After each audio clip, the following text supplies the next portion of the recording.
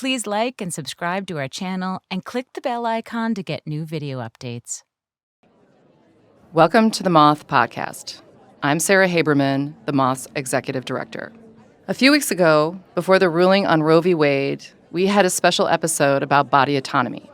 It highlighted the importance of choice and having ownership over your decisions, your heart, your mind, and your body. With the news of the reversal, we felt the need to produce another special episode. This one is dedicated to everyone who is reeling from the devastating effect of the court's decision, in particular the women of color in this country who will be impacted most.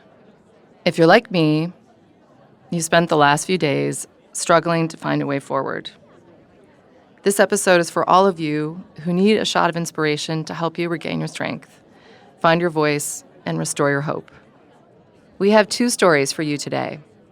As you listen to them, remember the power of your own narrative, and that telling stories, sharing truths, and making people listen is all a part of creating positive change. Our first story is from Sheila Calloway. She told this in 2017 on a stage in Nashville. Here's Sheila, live at the Moth.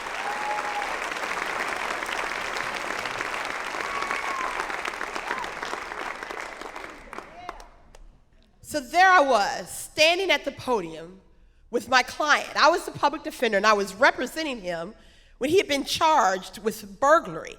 They claimed he had broken into a store and taken some money out of the register.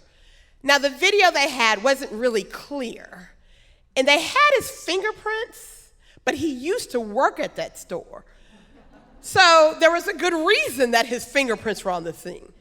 And so I really thought I had a winnable case. I could probably come out good on this one. But I was practicing in front of Judge Johns at the time. And Judge Johns had this long list of rules that you had to follow in her courtroom. And if you didn't follow, if you missed one single rule, that could be the difference between freedom and jail. And so I had sat with my client, Mr. Coleman, and we had gone over these rules. I mean, I literally gave him a copy of the rules, and I read them out to him. You must use the title of anybody you're referring to, Mr. Jones, Miss Smith. You must wear professional clothes. You must have a job each time you come to court. And you must always answer questions, yes, ma'am, or yes, your honor. These were the rules you had to follow. So when I first saw Mr. Coleman come into court that day, and he had on a polo shirt and khaki pants, I got a little nervous, but I said, we're gonna be all right. Not what I told him, but not too shabby. But then when the judge asked him where he was working, and he said, well, I don't have a job. I felt the ground open up just a little. And then she went on to ask him, well, why don't you have a job? And then he said, well, Sheila, referring to me, told me I should get a job, but I thought I should just wait until the case was done.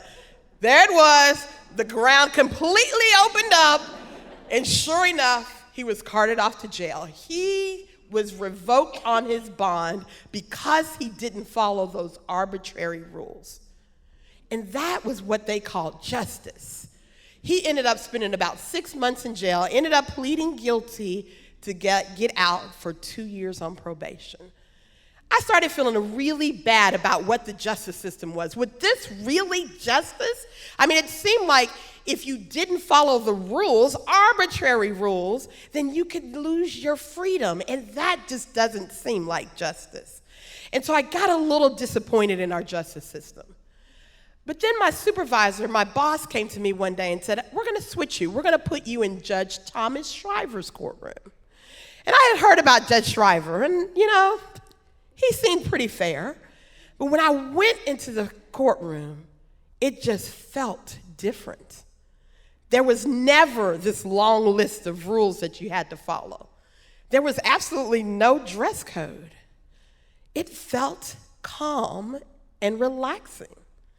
people felt okay in that courtroom. And I started to think, well, maybe there might be some justice in this courtroom. So I had a client, Mr. Blacksmith, and he wasn't charged with very much. He was an older gentleman, and it was minor charges, and he had never been to court, and he just was nervous about being in that courtroom. And when he showed up, he smelled like a distillery. I mean, I thought he had bathed in a bath full of beer. It was just terrible, and I didn't know what to do. I was hiding him. I felt dread. I just didn't know how to handle it. I was giving him every mint I could find. I was spraying him with perfume, whatever I could do, because he was going to jail because he smelled like a distillery. So finally, they called him into the courtroom. And immediately, the prosecutor stood up and said, "Your Honor, I want his bond revoked. He's been drinking."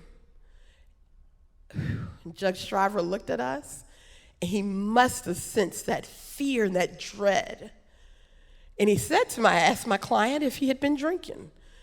And my client was very honest with him. He said, yeah, I've been drinking a little. And he said, well, what you been drinking? And he said, well, I had a beer. Well, how much beer did you have? Well, I only had one beer, but it was a 40 ounce. I knew it. The floor started opening up. We were done. But then I heard Judge Shriver snickering. Well, actually, he was really laughing. The judge was actually laughing. And he said to Mr. Blacksmith, now, Mr. Blacksmith, next time you come, don't drink before you get here. You can go. Now, Judge Shriver wasn't being lenient on him. He was being fair. He recognized that this gentleman made a mistake. And he recognized that he deserved a second chance. And we were able to resolve his case. Mr. Blacksmith was ever to do good, get back on the right track, and never come back again. And that was justice.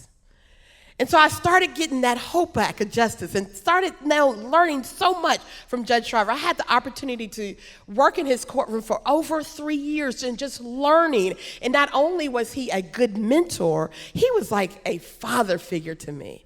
He was someone that always treated everybody with respect and with fairness while holding them accountable for the actions that they did. True justice. Well, one Saturday morning, I was at home sitting there watching TV, and my supervisor calls me, and she says, "Are you sitting down?"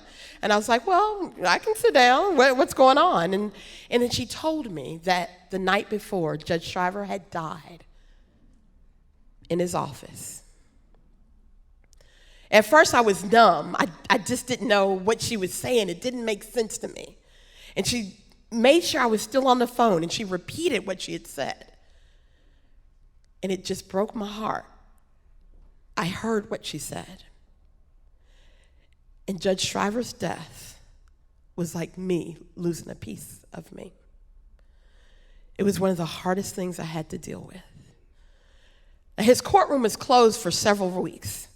But then when they opened it back up, they had to get an interim judge until they could find someone to take his place permanently.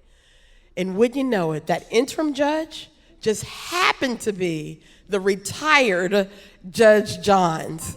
I said, oh, not again. So we were going back to that system of arbitrary rules and just unfairness, which was not justice. And as I kept practicing in there and the struggle kept going, I just kept getting frustrated with the system.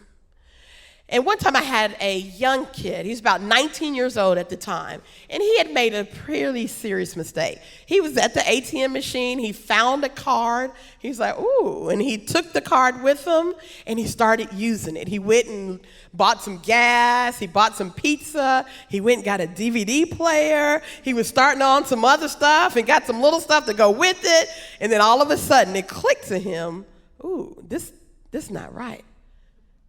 I shouldn't be doing this. And so he backtracked. He actually backtracked, went back to the stores where he had been selling stuff, turned everything that he turned in, except for, of course, the pizza and the gas. He couldn't turn those in anymore. But he recognized the wrong that he did, and he was trying to make it right. And so in that type of case, I was asking the district attorney in the courtroom if he would consider giving him what we call expungable probation. It's like if you do everything you're supposed to do, you admit you're guilty, you know you're wrong, you do the conditions that you're supposed to do, and by the end, this is a felony charge. This felony charge gets erased from your record.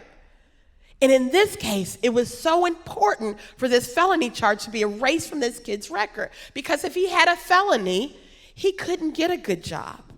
If he had a felony, he couldn't go to college. If he had a felony, he couldn't get good housing. And these were all things that he wanted to do. He admitted it. He knew that he made a mistake. And all he wanted was a second chance. And so if a DA doesn't agree to expungable probation, every once in a while you get an opportunity to ask the judge if they would consider overruling the DA's decision. And if Judge Shriver had been here in this case, there was absolutely no doubt he would have overruled it. He would have said, oh yeah, this is a kid that's made a mistake, recognizes the mistake that he's made, and he's ready to make it right. He can have expungable probation. But Judge Shriver was dead. And I had a different judge. And I knew in my heart of hearts that this judge would never give this kid expungable probation. And the frustration just grew in me. And the more I talked to the DA about it, the more smug he seemed to be, and just would answer me, well, he did the crime, he's got to do the time. And kept saying that over and over and over to me. And it just built inside of me. The anger was so deep that all of a sudden I snapped. And I immediately put down my files and I pointed my finger in his face and I said, you don't know what justice is. You are blah, blah, blah, blah, blah, bleep, bleep, bleep, blah, blah, blah, blah, blah, bleep, bleep, bleep, bleep, bleep, bleep, bleep, blah, blah. Now, mind you, this was a courtroom full of people. There were attorneys, my supervisor, my poor client, all watching this. But at that moment, I didn't care who was watching. All I cared about was, if Judge Shriver had been here, this would have been fair. This is not right. This is not fair. And so my supervisor came quickly over to try and calm me down. She got in front of me so that I couldn't see what was going on behind me. And she said, you got to calm down. You got to calm down. You can't act like this in court. You got to calm down. And so me and my ultimate upsetness, having my out-of-body experience, I kind of looked around to her side, and I saw the DAs talking together about what I had just said. And I saw that they were trying to be a little smug about it, and it looked like they were trying to make fun of what I had just done. And so I said, I'm sorry, I need to go handle some more business. And so I proceeded to go around, and then I started telling now, if you got any questions about what I just told him, I'll tell you the same thing. Bleep, bleep, bleep, bleep, bleep, bleep, bleep, bleep, bleep, bleep, bleep.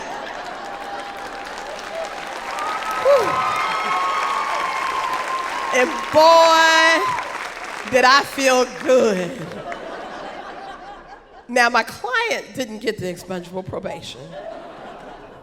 And at that moment, I knew that it was time for me to do something different. I could not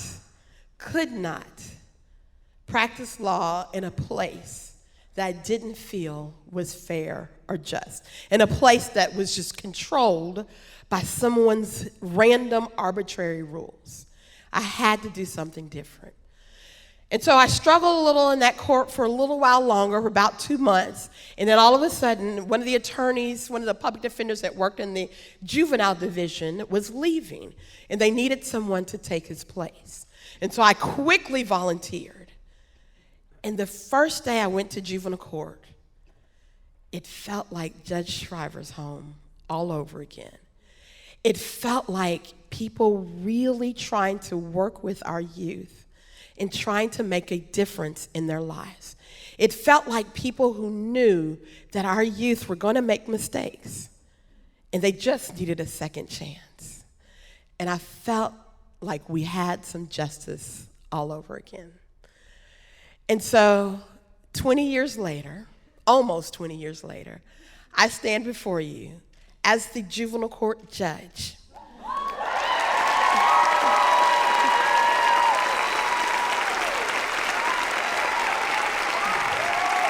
And every day,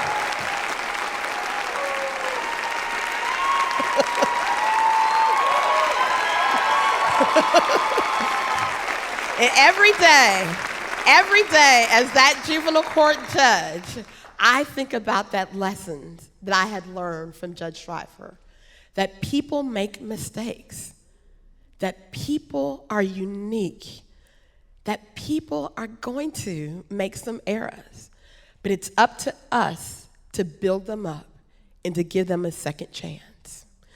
I had an opportunity one time, one of the attorneys that used to practice in front of Judge Schreifer had a case in front of me.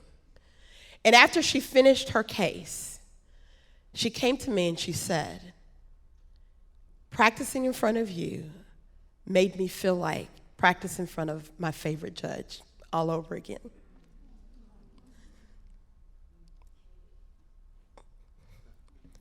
It was the biggest compliment I've ever had, and something that I will always, always try to live up to. Thank you.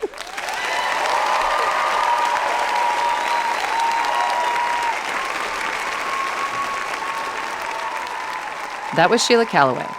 Sheila Calloway is a former public defender and current juvenile court judge. She also serves as an adjunct professor at Vanderbilt University Law School and Belmont Law School. In addition, she's a wife, a proud mother, a member of the Temple Church, and a regular volunteer at the Second Harvest Food Bank. Our next storyteller is Suzanne Schmidt. She told this in 2018 on a stage in Miami. Here's Suzanne, live at the Moth.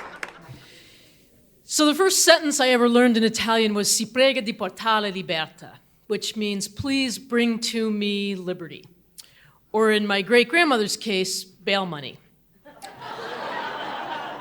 My great-grandmother was an Italian immigrant who came to this country and became a garment worker in New York City, and she had been arrested so many times fighting with the suffragettes for the women's right to vote that this was the sentence that her daughter most remembered about her. And so, I'm just gonna lower this, sorry, I touched the mic. I touched it. And so my great-grandmother died the year that I was born, so I don't remember much about her at all, with the exception of the stories that my family would tell, and this one picture that sat on my grandparents' wall, which was a picture of her wading in the waters off of Coney Island in this long black dress pulled up between her legs and tied off at the waist, because she couldn't afford a bathing suit. And so the thing about Italian New York families is you might think that men are in charge, but really in my family, the people that were in charge were the people that could win the most arguments. And if arguing were an Olympic sport, the women in my family would be gold medalists. Because while the men outnumbered the women 3-1, the men in my family, when they would argue, is they would use this thing called facts. And they argued like it was an individual sprint. And the women would know that arguing is really a long-distance relay. There are arguments that started in small fishing villages in Sicily that are happening right now in Brooklyn. And so in the summer of 1972, this amazing thing happened.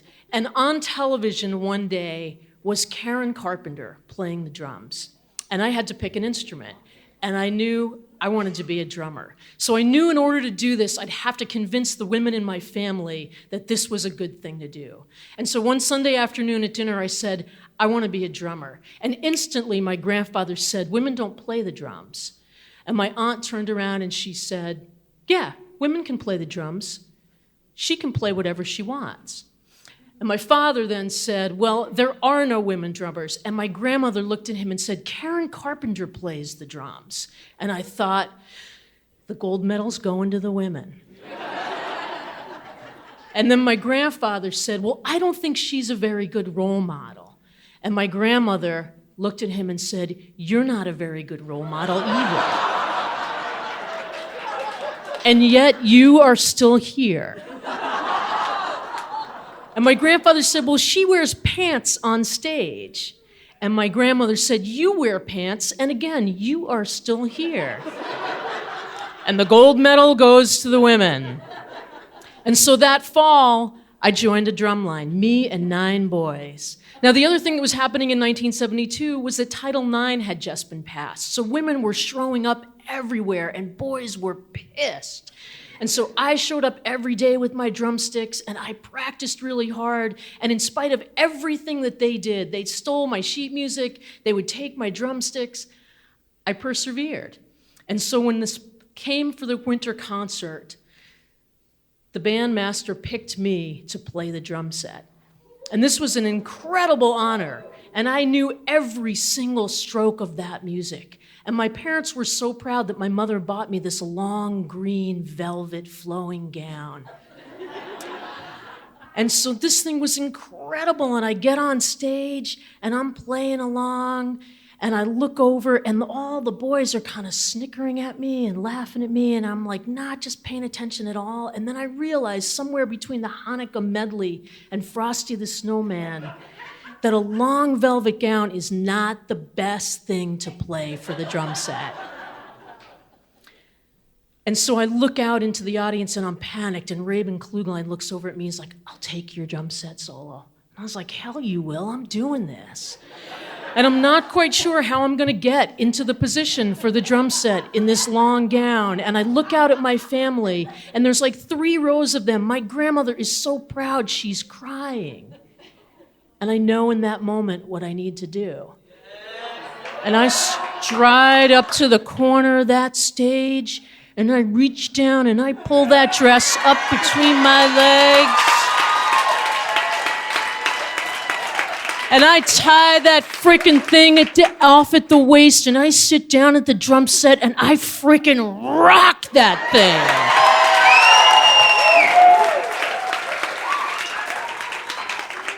I come off stage, my family's in the lobby, and my grandmother comes up to me, and she hugs me, and she says, your great-grandmother is here with you tonight. And she's so proud.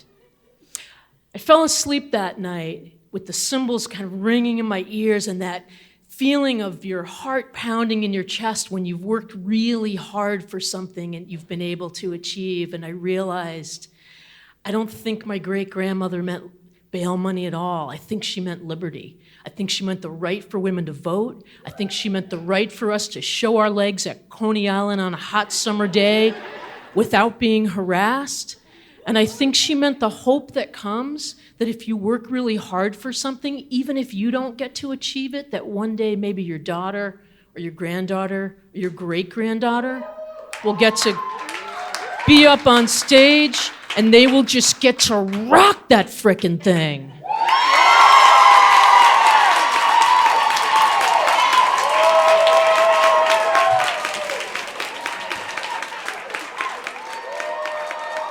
That was Suzanne Schmidt. In addition to being the great-granddaughter of a suffragette, Suzanne is the drummer for the band The Brevity Thing, a professor of clinical mental health counseling at Northern Vermont University, a regional producer for the Moth, and the mother of 2 amazing sons. We hope these stories have given you some inspiration. To everyone listening, wherever you are, remember that building a better world, one where everyone is valued and has equal voice, is hard work.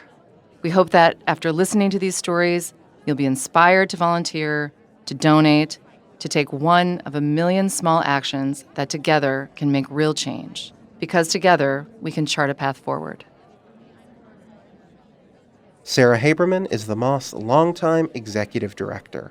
A native of Wisconsin, she's a proud New Yorker, feminist, and stepmother of 2 extraordinary grown-up children. This episode of the podcast was produced by The Moth.